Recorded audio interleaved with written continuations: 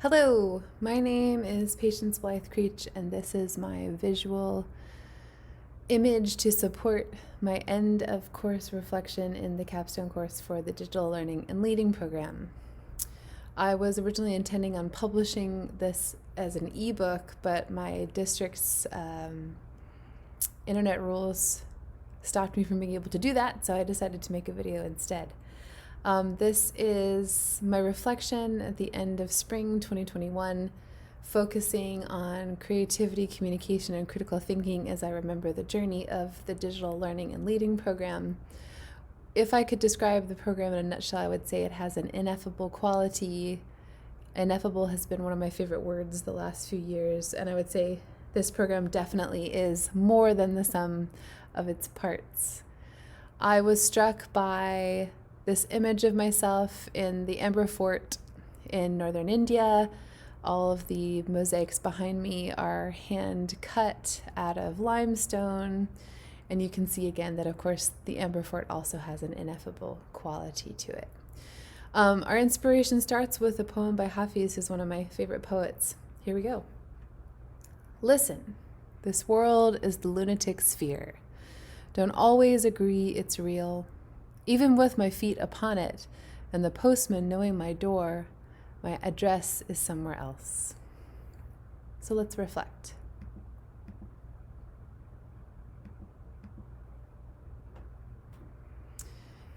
The beginnings start in 2006. It was the fall of 2006, and I was a brand new teacher in a school that was soon to be closed. Believe it or not, there was a time when Austin was not the most popular city in the United States, and the school system had to shift resources to create a girls' school on the site of Porter at the end of the year. With that in mind, our population had dwindled even further, and our classes were precious and quite small. Every other afternoon, a group of weird kids graced me with their presence. One of them, who went by Squirrel, told me the square footage of the room by counting the floor tiles, something I never forgot. One of them asked if she could sit in the sink. Why not? One of them was skillful and gifted at making things out of other things that others might regard as garbage. One was only interested in drawing knights and castle walls. One loved glitter, and one ended up lighting the boys' toilet on fire during our class later on in the year. In other words, this group threw me into teaching, full of questions and wonder. One day I took them outside to draw their version of the school while teaching them perspective. One drew the school perfectly with an army of giant aliens in front of it, leading students on chains that were attached to them by the neck. I'll leave you to figure out who the aliens were. One day I asked them to design a fantasy environment. This is how I discovered the student who loved glitter, and also the day that glitter was banned from my classroom. One day I dumped out a Rubbermaid tub of junk from my friend Meredith's garage and asked them to make something. Within moments they were all wearing capes made from scrap fabric, and the student mentioned above, who made things out of other things, brought me a Tyrannosaurus Rex made from old sewing machine feet and hot glue. This group of thoughtful weirdos are the ones who started me down a path of thinking about teaching and learning differently. This group, and my experiences with them, colored my thoughts and hopes each year afterward, and a thread of our experience together is found woven through each of the 14 years afterward. When I was asked to join the Apple Coding Group in the spring of 2019, I was so thankful, as I needed to be asked to do something like this, something like the beginnings of what would become my participation in the DLL program. I needed this because I was now teaching in Elgin ISD, a small rural district outside of Austin. Despite the fact that it was indeed a school, the school had mostly been reduced to teaching to the STAR test, due to its consistent pattern of failing the STAR test. I was asked to join this program by our digital learning coordinator, Patrick Reed, in the office of my principal. He asked me, and I immediately said yes. Then he talked Sandra Negro and Nicole Alexander, Stacy Jacobs, Contessa Lake, and Rachel Williams to join as well. Highs and lows. Did you say global pandemic? At the beginning of the second semester of my DLL program, COVID-19 was declared a pandemic, and then a global pandemic. By the middle of the semester, schools and businesses worldwide had been closed. We were all teaching from home, desperately trying to reach our students from laptops in our homes rather than rooms in our schools. Despite the fact that online resources have existed for years. Only a few of us were using them with fidelity or regularity, and even those few were beginners. Highs included continuing the DLL program and learning from each other and with each other as teaching during a pandemic progressed, building out our EP as we went, reflecting on our situation, diving into the deep end of online teaching and participating in a nationwide trial by fire, and then using COVA and CSLE strategies to find ways to connect with students and personalize their education despite being remote and separated from each other. Lows were the discovery of leaders versus managers. During the DLL program, we learned a lot about the leaders around us and began to notice something. Rather than leaders, we were surrounded by managers. From the federal to state to local levels, it felt that no one knew what to do or even had a good idea that could be tried. While we were learning how to be teacher leaders and remaining open to the struggle of the learning process, education leaders were making decisions on the fly and also refusing to make decisions that were more difficult. It was a strange limbo space in which to try to maintain. Lows included realizing how many students do not have access to the internet even if they want to get it, discovering the fear of technology that exists in the hearts of many teachers and especially administrators, hearing from district administrators after our district-wide presentation that was well received that there is no intention to ever support this style of learning in our district now or in the future. COVID teacher tired is much more extreme than regular teacher tired. However, gratitude is the seed of gladness. How do I feel? At the beginning of this program, I felt grateful for being a part of it, as I desperately needed an aside from the constant drum of accountability measures. I think the magic and the mystery of going through the pandemic in this program added to my gratitude toward it. There were times when it was one of the only things that I enjoyed. Life on Earth, life in America, is a mad, mad experience, especially at this time of rapid change, post-truth, and a lack of time.